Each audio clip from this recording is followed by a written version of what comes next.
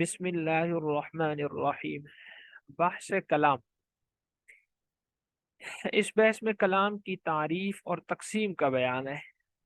پیچھے ہم نے کلمے کے بارے میں پڑھا، آج کلام کے بارے میں پڑھتے ہیں۔ سب سے پہلے کلام کی تعریف کریں گے۔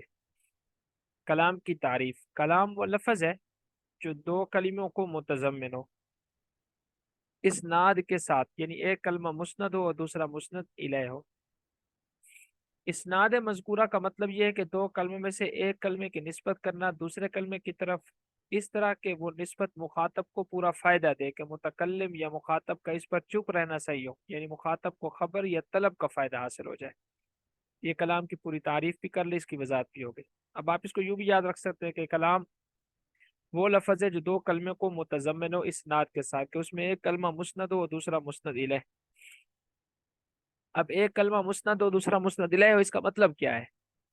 اس کا مطلب یہ ہے کہ دو کلموں میں سے ایک کلمے کی نسبت دوسرے کلمے کی طرف ہو رہی ہو، اور وہ نسبت اس طرح ہو رہی ہو کہ جب بات کرنے والا بات کہہ کر چپ ہو جائے تو مخاطب کو فائدہ حاصل ہو جائے، چاہے تو اس کو خبر کا فائدہ حاصل ہو، چاہے اس کو طلب کا فائدہ حاصل ہو۔ خبر کا فائدہ حاصل ہونے کا مطلب یہ ہے کہ اس کو پتہ چل جائے کہ مجھے کسی چیز کی خبر دی گئی ہے، اور طلب کا فائدہ کا مطلب یہ ہے کہ اس کو پتہ چل جائے کہ مجھ سے اس چیز کا مطالبہ کیا گیا ہے۔ جیسے زید قائم اور قام زید۔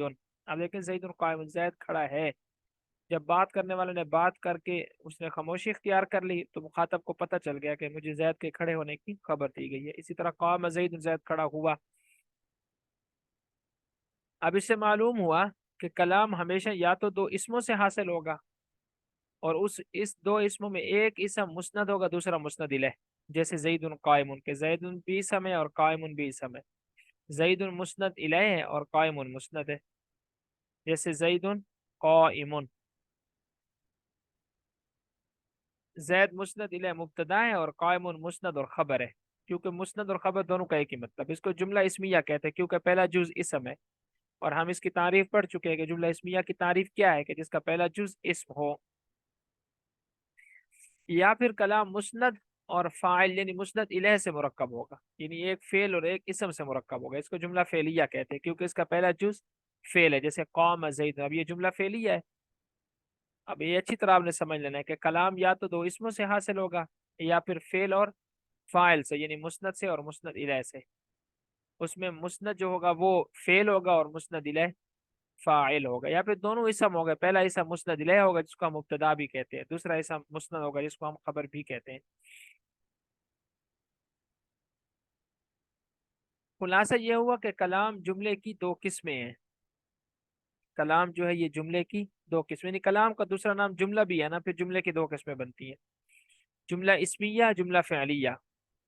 ہر ایک کی تعریف عبارت بالا کے ضمن میں آ گئی، اس لیے کہ مسند اور مسند الیہ دونوں اکٹھے ان دونوں جملوں کے علاوہ نہیں پائے جاتے، یعنی دونوں کلام کے لیے ضروری ہیں۔ آپ اس کو یوں یاد رکھ سکتے ہیں کہ کلام کا دوسرا نام جملہ ہے، اور جملے کے دو قسمیں: جملہ اسمیہ خبریہ اور جملہ فعلیہ خبریہ۔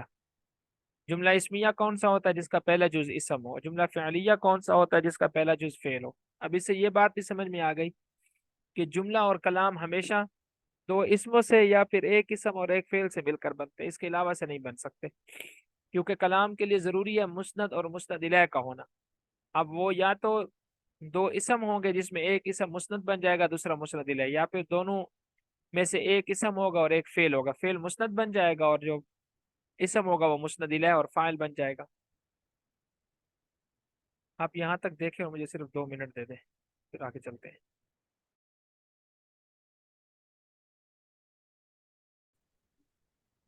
اب اس کے بعد ایک سوال آ گیا نا، 1 منٹ بس یہ سوال پورا کر لیں۔ سوال یہ ہے کہ تمہارا حصر کا دعویٰ کہ کلام صرف دو صورتوں یعنی دو اسموں یا فعل اور اسم سے مرکب ہوتا ہے غلط ہے، کیونکہ یا زیدو جو کہ حرف اور اسم سے مرکب ہے بالاتفاق کلام ہے۔ سوال پیدا ہوتا ہے نا کہ ہم نے سوال اوپر یہ بات کی تھی نا کہ کلام یا تو دو اسموں سے مل کر بنے گا یا ایک اسم اور ایک فعل سے مل کر بنے گا۔ اب سوال کرنے والا سوال کرتا ہے کہ میں آپ کو ایک ایسا کلام دکھاتا ہوں کہ اس میں ایک حرف ہوگا اور ایک اسم ہوگا، دونوں اسم بھی نہیں ہوں گے اور ایک اسم اور ایک فعل بھی نہیں ہوگا۔ جیسے دیکھو یا زیدو، یا حرف ہے، زیدو اسم ہے، کلام اس سے حاصل ہو۔ جب آپ کہتے ہیں اے زید تو صاف ظاہر ہے زید کو پتہ چل گیا نا کہ آپ اس کو بلا رہے ہو، تو اس کو فائدہ حاصل ہو گیا نا۔ اب اس کا جواب یہ ہے کہ یا اگرچہ حرف ہے لیکن یہ فعل کے معنی میں ہے، تو ہماری حرف سے مراد ایسا حرف ہے جو حرف اور حرف ہی کے معنی میں ہو۔ یہاں پر یا ہے تو حرف، لیکن یہ ادعو یا اطلب فعل کے معنی میں۔ ادعو کا معنی میں بلا رہا ہوں اے زید تجھے، اطلب میں طلب کر رہا ہوں اے زید تجھے۔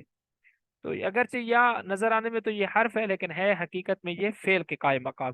تو ایسا حرف جو فعل کے قائم مقام ہو اس سے بھی کلام حاصل ہو جاتا ہے۔ جواب یہ ہے کہ حرف ندا قائم مقام ادعو یا اطلب فعل کے ہے، کیونکہ یا زیدو کی اصل عبارت ادعو زیدن ہے یا اطلب زیدن ہے، ادعو ادعونی ادعو، اور یہ ادعو اطلب دونوں فعل ہے، بس حقیقت میں یہ فعل اور اسم سے مرکب ہے۔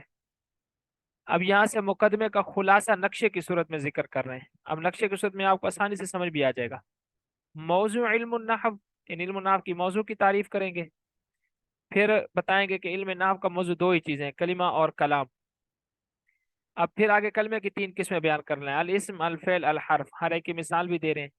الکلام اسم ان دو اسموں سے حاصل ہوگا جیسے زید قائم، اسم اور فعل سے حاصل ہوگا جیسے قام زید۔ یہاں مقدمہ ختم ہوا، یعنی مقدمے میں صرف اتنی چیزیں بیان ہوئی ہیں۔ اب فصل اول کی طرف چلتے ہیں، خلاصہ۔ چلے فصل اول کو پھر کل کرتے ہیں انشاءاللہ، اس کو یہاں تک کر لیتے ہیں۔